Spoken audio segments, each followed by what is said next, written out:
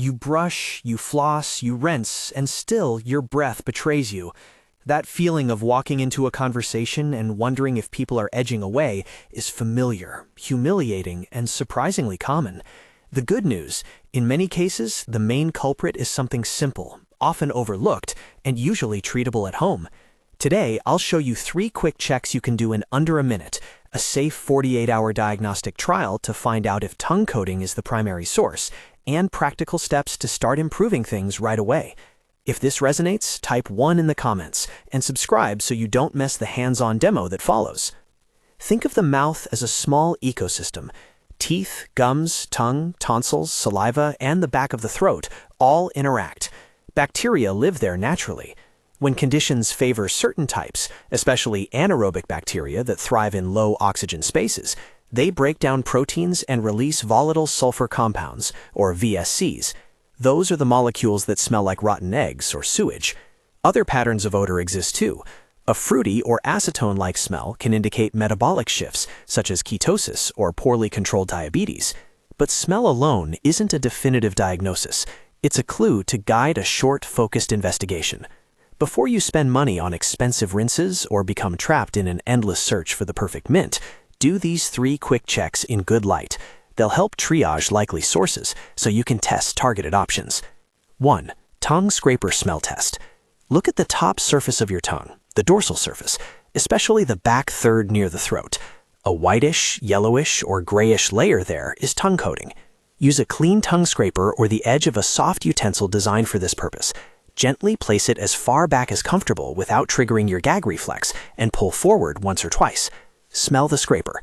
If it carries a marked sulfurous or rotten egg odor, that strongly suggests the tongue coating is producing VSCs. If the coating looks heavy and the smell is concentrated on the scraper rather than coming from the teeth or throat, that's another clue pointing to the tongue as a major source. 2. Gauze or floss smell test. Take a clean piece of gauze or a length of dental floss and run it gently along the gum line behind the lower front teeth and between a few back teeth where food often becomes trapped. Smell the gauze or floss. A pungent, persistent odor on the floss suggests trapped debris, deep cleaning deficits, or periodontal pockets, places where bacteria can persist below the gum line. If this test is strongly positive, while the tongue scraper test is minimal, think periodontal disease or retention areas rather than isolated tongue coating. 3. Visual tonsil check. Stand in front of a mirror with a good light. Say, "ah," and if comfortable, depress the tongue with a clean tongue depressor or the handle of a toothbrush to view the tonsils. Look for white or yellowish pebble-like collections tucked in the tonsillar crypts. These are tonsilliths or tonsil stones. They can trap odor-producing bacteria and debris. If you see these, avoid poking at them with sharp objects. Gentle gargling or ENT evaluation are safer steps. These 3 checks are quick, non-invasive, and designed to tell you whether the tongue is the main problem, whether there may be periodontal disease, or whether tonsils or an ENT issue might be involved. They're not meant to be definitive diagnoses, but they direct the next reasonable step. If your tongue scraper smells worse than your breath, that's a big clue. If floss carries the worst odor, pockets or trapped debris are likely. If you see white pebbles in the tonsils, that points to a tonsillar contribution. If none of these tests reveal a clear source, don't panic. There are other possibilities we'll explore. But start with a short, focused experiment that isolates the tongue's role. I call this the initial diagnostic trial, a safe 48-hour routine you can follow to see whether changes aimed at the tongue make a meaningful difference. It's practical, conservative, and diagnostic rather than purely therapeutic. The goal is to reduce the tongue reservoir of debris and bacteria and observe whether the odor diminishes compared to baseline. Here's the 48-hour diagnostic trial, written as a simple checklist you can follow. Morning and evening, gently scrape the tongue 3 to 5 forward passes. Place the scraper as far back on the tongue as you can without gagging, then pull forward gently 3 to 5 times. The scraper removes surface coating and the bacteria embedded in it. Be gentle. Forceful scraping can irritate the tongue and create more problems than it solves. After scraping, rinse your mouth with plain water. After meals, choose sugar-free xylitol gum for 10 to 15 minutes when brushing is impossible. Xylitol stimulates saliva, which helps clear debris and maintain a healthier oral environment. It's an adjunct, not a substitute for brushing or interdental cleaning. Twice daily, interdental cleaning. Use floss or interdental brushes to clean between teeth. This reduces trapped food and biofilm in places your brush can't reach. If floss smells strongly when you do this test, that's a sign the periodontal tissues may be contributing. Twice daily, brief alcohol-free mouthwash rinse. Choose a product labeled alcohol-free and use it as the label directs for a swab rinse. This can reduce surface bacteria temporarily, but avoid over-reliance or prolonged repeated use of strong antiseptics without clinician oversight, as these can disrupt the oral microbiome. Twice daily, warm saline gargle. Mix about half to 1 teaspoon of salt and 8 ounces of warm water. Gently gargle for about 10 to 15 seconds and spit. This soothes mucosa, loosens debris at the base of the tongue and throat, and is safe when done gently. Do not perform forceful irrigation or repeated aggressive gargling. Hydration throughout the day. Sip water regularly. Dry mouth concentrates odor molecules and allows anaerobic bacteria to flourish. Avoid frequent alcohol consumption and smoking, which dry and irritate tissues and increase risk of halitosis. If you suspect postnasal drip, a single daily saline nasal rinse or nasal saline spray. If you already use saline nasal irrigation, continue per your usual regimen. If postnasal drip is significant, this is a bridge toward ENT evaluation rather than a complete solution. Keep a simple log for 48 hours. On a sheet of paper or a note on your phone, record morning and evening subjective breath score, 1 to 10, whether you performed scraping and interdental cleaning, notable foods, medications taken, and any nasal symptoms. The idea is to compare the pattern. If breath improves when you scrape and stays improved, the tongue is likely a major contributor. If little changes, other reservoirs may be responsible. Why this approach? Because diagnosing before escalating is safer, less costly, and more effective. If you treat the wrong reservoir, say you buy a mouthwash that targets plaque while the tonsils are the main source, you'll waste time and money. The 48-hour trial narrows the field quickly. A few practical points about technique and safety. Gentle is the key word. When scraping, keep pressure light. You're removing a soft surface layer. If scraping causes significant pain, bleeding, or persistent irritation, stop and see a clinician. For saline gargles, use the recommended dilution and avoid forceful swishing that makes you cough or gag. Do not attempt to dig out tonsil stones with sharp objects or aggressive tools. If you see blood, significant swelling, or severe pain, seek professional care. Within 48 hours, you may notice an initial change. Tongue coating often responds quickly. Many people report measurable improvement within days when scraping, hydration, and xylitol are added. But be realistic. Partial improvement does not prove full resolution. Periodontal disease, poor restorations, chronically infected tonsils, and systemic factors can persist beyond the 48-hour window. Let's pause on tongue coating itself, because it's often the simplest and most fixable contributor, and because it's the one that tends to be missed. The tongue's surface is covered in tiny papillae, little projections that increase surface area. Those papillae trap debris, dead cells, food remnants, and bacteria. On the back third of the tongue, where oxygen levels are lower and saliva flow is less, anaerobic bacteria thrive. When they digest proteins, they release VSCs. Hydrogen sulfide and methylmercaptan are two common examples. Those molecules are what many people describe as a rotten egg smell. A coated tongue is therefore both a reservoir and a production site for malodorous compounds. Factors that favor coating include dry mouth breathing, smoking, certain medications that reduce saliva, heavy protein diets, and poor tongue hygiene. Appliances such as partial dentures and rough or poorly contoured tooth restorations can increase biofilm retention. When you combine a coated tongue with deep periodontal pockets, the effects add up. That's why the mouth should be evaluated as a whole ecosystem. Treating one area may not be enough. At the same time, tongue coating is often especially amenable to conservative measures. Regular, gentle scraping reduces the physical load of debris. Saline gargles and increased hydration dilute and clear odor molecules. Xylitol stimulates saliva and can decrease bacterial adhesion. These measures are safe and low cost, and they often produce a noticeable difference within days. But there are limits to self-care.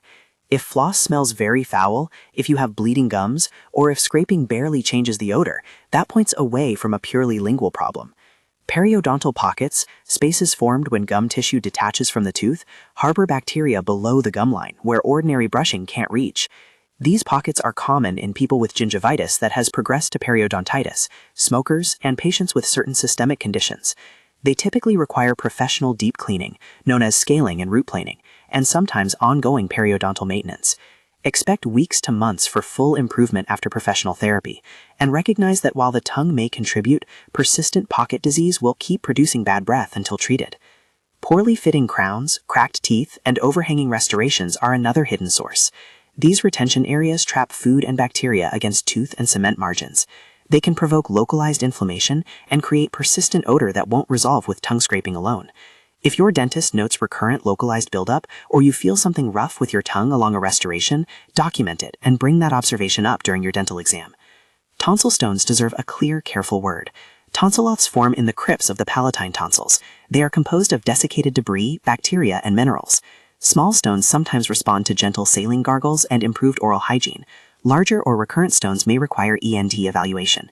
Do not attempt aggressive manual removal at home with sharp objects. Repeated attempts at forceful removal can injure tissue and cause infection or bleeding. ENT specialists can offer options ranging from in-office removal to targeted procedures when stones are persistent and symptomatic. There are also non-oral sources to consider. Chronic postnasal drip and sinusitis can send mucus down the back of the throat, feeding bacteria and producing odor.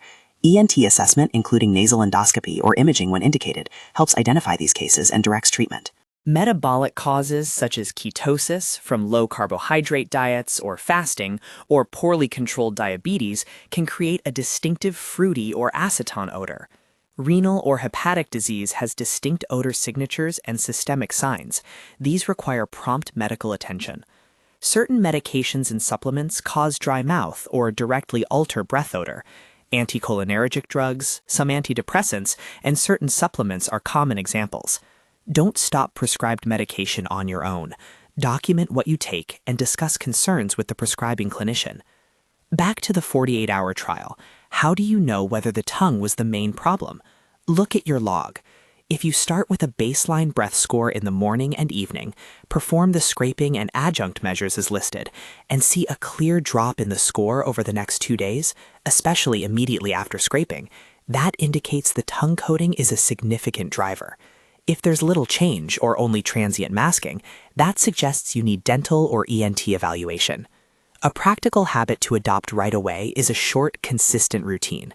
Gentle scraping each morning and evening, interdental cleaning twice daily, and mindful hydration. This pattern improves the oral environment and makes it easier to see when professional care is truly necessary. Many people report meaningful social and psychological relief simply from knowing they have a plan and are taking safe steps. You might be wondering about antiseptic mouthwashes and stronger products. They have a place, but caution is wise. Potent antiseptics like chlorhexidine can reduce bacterial load, but also disrupt the normal oral microbiome with prolonged use, and they can stain teeth and alter taste. Alcohol-based mouthwashes dry the mouth and can paradoxically worsen halitosis for some people. If a clinician recommends a short course of a specific antiseptic, follow their directions and plan for follow-up. Avoid self-prescribing prolonged regimens. Let me illustrate why a diagnostic approach matters by walking through typical pathways. But first, before I do that, there's one more piece I want you to understand about daily habits and risk factors. Smoking and frequent alcohol use dry and irritate the oral tissues, increase plaque formation, and favor anaerobic bacterial growth. Diet plays a role too. Very high protein or low carbohydrate diets can shift breath odor toward a more pronounced sulfurous or ketone profile.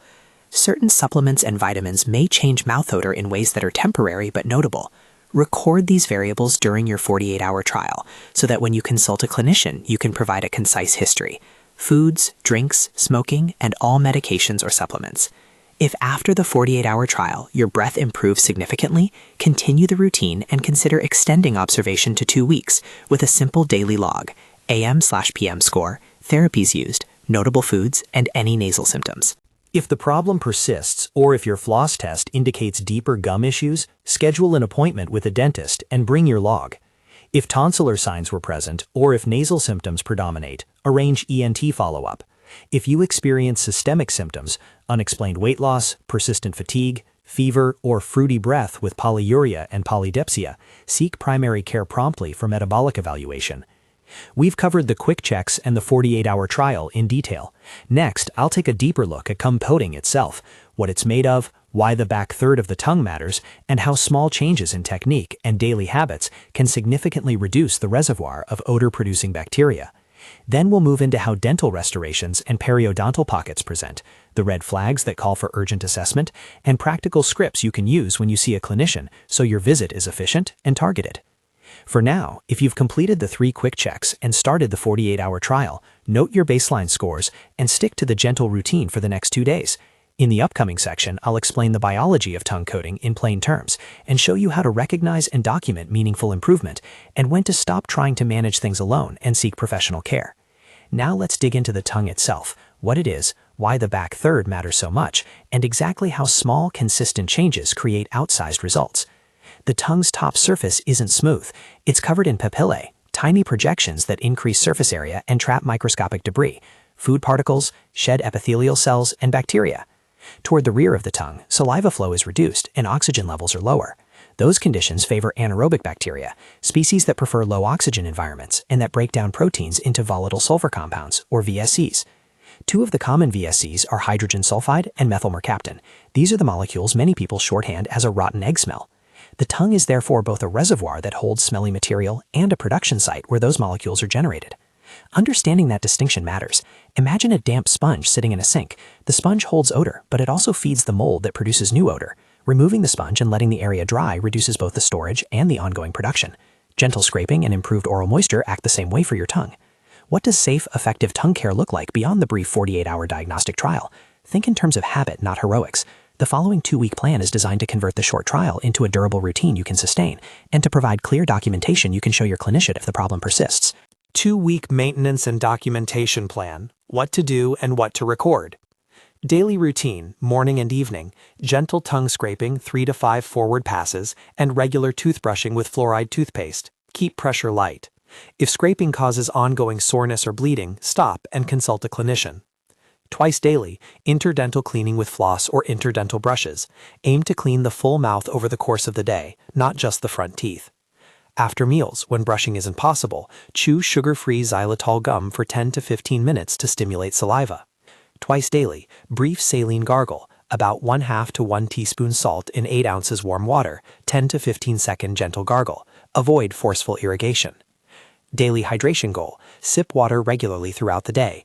If you're unsure how much to target, use thirst and frequency of dry mouth as your guide rather than a rigid volume. If postnasal drip is a symptom, 1 daily nasal saline spray or gentle nasal rinse as you tolerate. Follow manufacturer instructions. What to log each day. Suggested, simple and clinician-friendly. AM breath score, 1 to 10, subjective. PM breath score, 1 to 10. Did you scrape? Yes, no. Did you floss or interdental clean? Yes, no. Notable foods that day: garlic, onion, high-protein meal, alcohol, tobacco or vaping use, and notable medications or supplements started or changed. Nasal symptoms: none, mild, moderate, severe. Any postnasal drip sensation. Any tongue pain, bleeding, or new symptoms. Why this log matters. Clinicians often make decisions based on patterns. A clear 2-week chart showing consistent improvement after scraping points strongly toward lingual sources, while inconsistent response or persistent high scores despite good home care suggests other reservoirs or systemic contributors. When the tongue is the primary problem, what to expect and realistic timelines. Early response. Many people notice measurable changes within days when they commit to regular, gentle scraping plus hydration and xylitol. The initial decrease in odor often follows immediately after scraping because you remove surface debris that directly releases VSCs. Stabilization. Over 2 weeks, consistent scraping and interdental cleaning reduce reaccumulation and can lower the daily baseline smell.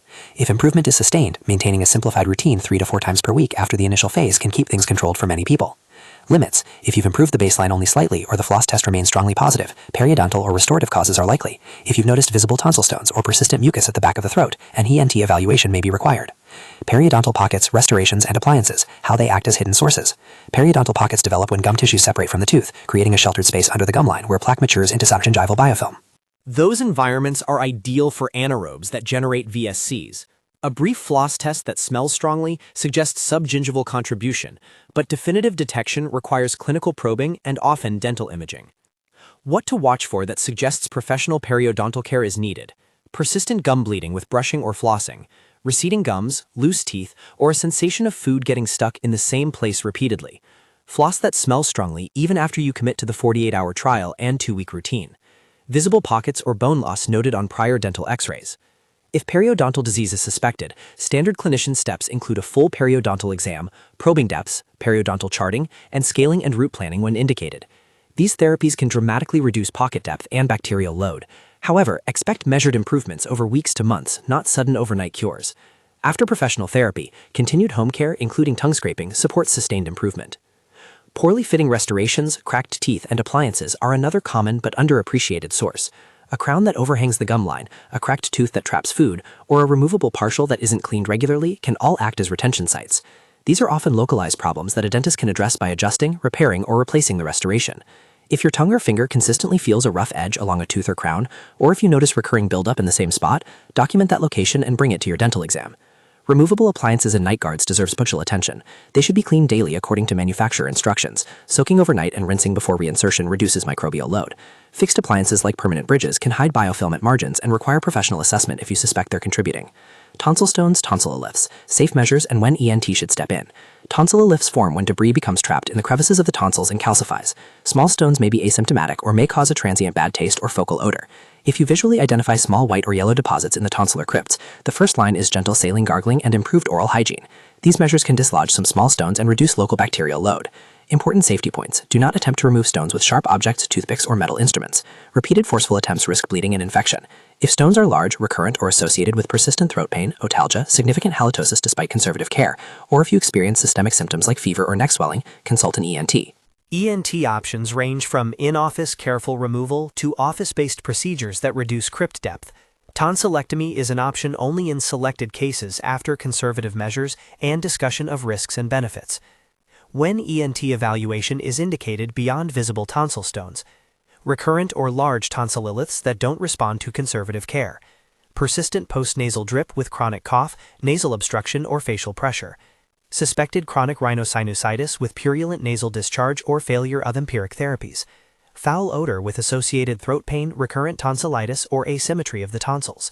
ENT evaluation tools that clarify causes include nasal endoscopy, a guided look into the nasal passages and nasopharynx, and imaging such as sinus CT when indicated. Endoscopy can reveal obstructive nasal anatomy, significant postnasal drip, or mucosal disease that contributes to persistent malodor. ENT treatments may include topical nasal steroids, antibiotic therapy where bacterial sinusitis is confirmed, targeted procedures to improve sinus drainage, or cryptolysis for tonsillar crypts in select cases. Non-oral and systemic causes, what to consider and when to involve primary care. Not all breath odor originates in the mouth.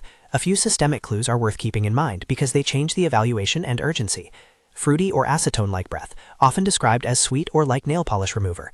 This pattern can reflect ketosis from low-carb diets or fasting, or diabetic ketoacidosis in patients with diabetes. If you or someone else notices a fruity smell accompanied by excessive thirst, frequent urination, confusion, or vomiting, seek medical care promptly.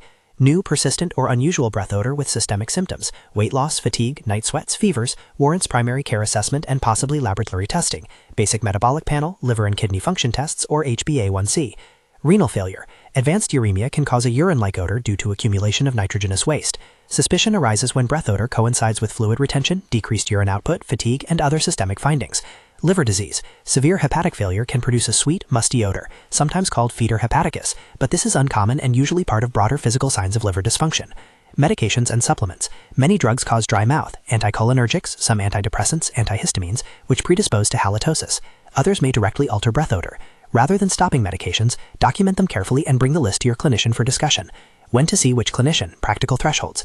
Dentist, general. If floss smells foul despite the 2-week routine, if you have bleeding gums, rough feeling around a restoration, or suspect problematic crowns or bridges, bring your 2-week log and note any localized findings. Periodontist. If periodontal probing shows deep pockets, or if your general dentist refers you for specialized periodontal therapy for chronic periodontitis. ENT. If tonsil stones are visible and recurrent, if postnasal drip or chronic sinus symptoms predominate, or if throat pain, voice changes, or obstructive nasal anatomy are present. PCP. If breath odor is accompanied by systemic signs, fever, weight loss, polyuria, polydipsia, or if metabolic or renal liver disease is suspected, or if you're concerned about medication side effects. Clinician scripts, short, copyable lines to bring to appointments. Dentist script. I've been testing at home for bad breath. I did a 48-hour trial and a 2-week routine. My floss still smells strongly, and I have bleeding when I brush. Can you check for periodontal pockets and evaluate my restorations? Periodontist script. My general dentist noted deep pockets and persistent odor despite home care. I would like an evaluation for scaling, root planing, and maintenance options. ENT script. I'm seeing persistent bad breath and occasional white deposits in my tonsils. Saline gargles have helped sometimes, but stones recur. Can you assess for tonsilloliths and review options? PCP script. I have persistent unusual breath odor with increased thirst and fatigue. I'd like blood work to check glucose and basic metabolic panels and to review meditations that might reduce saliva. These scripts are concise and factual. They state what you've done, what you observed, and the action you want. Clinicians appreciate a focused history and a record of prior self-care. Clinical vignettes, 3 real-world patterns. Anna, the quick responder. Anna, a 29-year-old office worker, came in embarrassed by persistent halitosis despite brushing and occasional mouthwash. Her tongue scraper smelled strongly, but floss did not. She had mild gingival redness but no bleeding. After committing to the 48-hour trial, gentle scraping twice daily, saline gargles, xylitol gum after work lunches, and better hydration, Anna noted a marked drop in her morning breath score by day 3. Over 2 weeks, she maintained daily scraping and intermittent interdental cleaning and reported improved confidence in social settings. Her dentist confirmed no significant periodontal pockets or problematic restorations. In Anna's case, the tongue coating was the dominant and rapidly reversible reservoir. Marcus, the periodontal pathway. Marcus, a 54-year-old smoker with a history of inconsistent dental visits, presented after months of family comments about his breath. His floss test was strongly positive, and bleeding was common during brushing. He had localized recession and probing depths consistent with periodontitis. Marcus completed the 2-week log with only modest improvement on the scraping trial. His general dentist referred him to a periodontist, who performed scaling and root planing followed by a 3-month maintenance schedule. Marcus quit smoking with counseling and nicotine replacement support. Over several months, his pocket depths decreased and breath improved substantially, but it required professional therapy and sustained maintenance beyond what scraping alone could do. Leah, an ENT story. Leah, 38, had intermittent halitosis that seemed worse when she had sinus congestion. Her tongue scraper was modest, floss and restorations were unremarkable. She had a history of seasonal allergies and chronic post-nasal drip sensations. After 2 weeks of saline nasal sprays and the oral routine, she still reported periodic FOW episodes, particularly overnight. Her ENT performed nasal endoscopy and found evidence of chronic rhinosinusitis with mucus pooling in the posterior nasopharynx. With targeted ENT management, topical nasal steroids, and a short course of guided therapy, Leah's postnasal drip and related halitosis improved. This vignette underscores that when oral checks are unrevealing, ENT evaluation often clarifies the problem. Red flags and urgent situations. What requires prompt evaluation? Some features suggest complications that need timely attention. Fever with throat pain or neck swelling. Rapidly progressive neck swelling, difficulty breathing, or difficulty swallowing. Frank bleeding, blood and sputum, or persistent severe pain. Fruity acetone breath with polydipsia, polyuria, confusion, or vomiting. Consider diabetic ketoacidosis as a potential emergency. New systemic symptoms such as unintentional weight loss, persistent fevers, or night sweats with persistent malodor. If any of these appear, seek urgent medical evaluation rather than continuing home trials. Safety first, do not delay when red flags are present. Practical product guidance and cautions. Tongue scrapers come in many shapes. Choose one meant for oral use. Metal or plastic scrapers designed for the tongue are appropriate. Use gently. Replace or sanitize according to manufacturer directions. Mouthwashes. Prefer alcohol-free formulations for routine use to avoid drying effects. Potent antiseptics like chlorhexidine have a role short-term under clinician direction, but are not intended for indefinite unsupervised use because of microbiome disruption, staining, and taste alteration.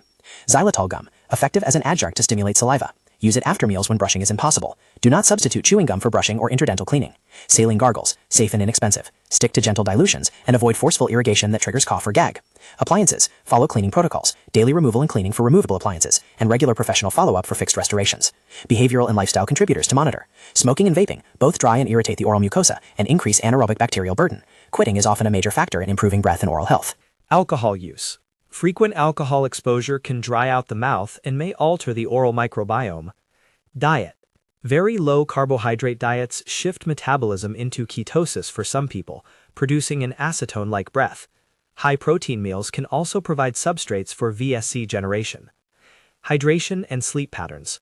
Mouth breathing during sleep dries the mouth and predisposes to coating. Addressing nasal obstruction or mouth breathing habits can reduce overnight odor accumulation. Putting it all together, a practical decision pathway you can follow. Step 1. Do the 3 quick checks: tongue scraper smell test, gauze or floss smell test, visual tonsil check, and record baseline scores. Step 2. Start the 48-hour diagnostic trial and keep a simple log. Step 3. Evaluate the response. If breath improves clearly and consistently, continue the routine and transition to a sustainable maintenance schedule. If minimal improvement, examine your log for clues. Strong floss odor suggests dental or pocket disease. Visible tonsillar stones or persistent mucus suggests ENT evaluation. Step 4. If indicated by findings or by red flags, schedule the appropriate clinician appointment.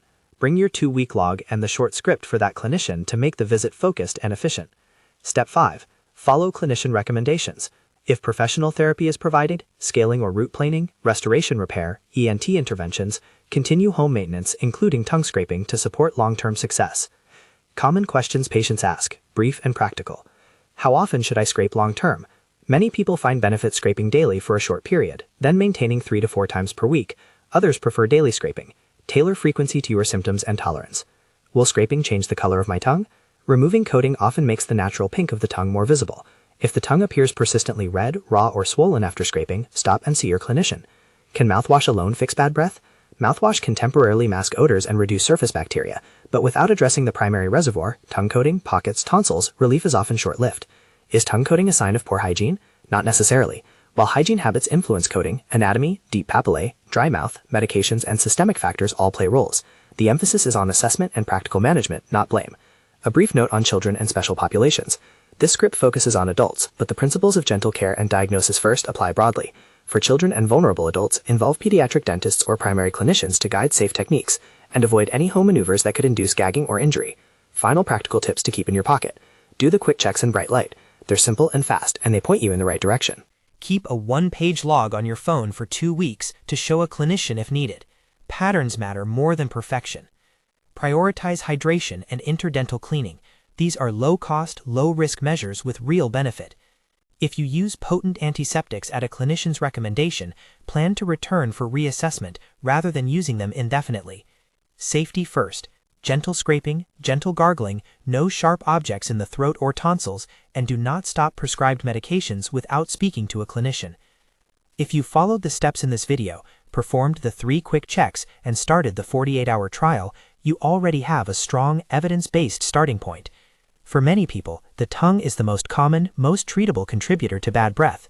For others, a combination of tongue coating plus periodontal pockets or ENT issues explains why one intervention alone didn't solve the problem.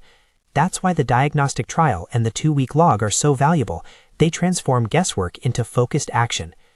If you'd like more practical guidance, watch the hands-on demo linked in the description, where I demonstrate safe scraping technique, show how to perform the gauze/floss test without causing harm, and offer a sample logging template you can screenshot. If your symptoms persist after trying these conservative, safe measures and logging results, bring your log and one of the clinician scripts to your dentist, ENT, or primary care provider so they can quickly target testing and treatment. Thank you for sticking with this detailed approach. With a few minutes of focused self-care and clear documentation, you can often identify whether tongue coating is the main issue, and if not, you'll have the information clinicians need to help you next. Watch the hands-on demo in the description, and if your breath doesn't improve or you have any red flag symptoms, please see a clinician promptly.